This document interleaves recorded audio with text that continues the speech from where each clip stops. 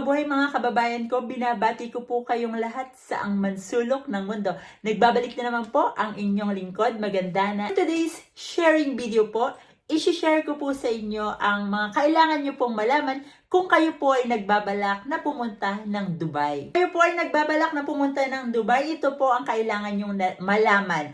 Kailangan nyo po ng 3,000 dirham, at least 3,000 dirham in cash or sa credit card nyo po.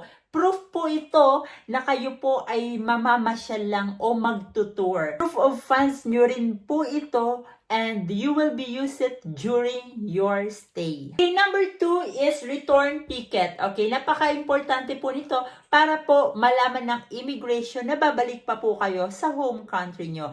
Na proof din po ito na magbibisit lang po talaga kayo sa Dubai o kahit sa iba kahit hindi po sa Dubai, kahit sa ibang bansa man kayo magtutour. And number 3 is proof of stay in UAE. Okay, it could be hotel booking po or address ng relatives nyo na nag-invite sa inyo. Proof po ito na magtutour lang talaga kayo. This is to ensure po na yung mga turista or mga tourist, hindi po nila sasamantalahin yung tourist visa nila para maghanap ng trabaho sa United Arab Emirates. If you wish to apply for a job po sa United Arab Emirates, Dubai man or Abu Dhabi, pwede nyo pong gamitin yung job seekers visa instead. Okay po?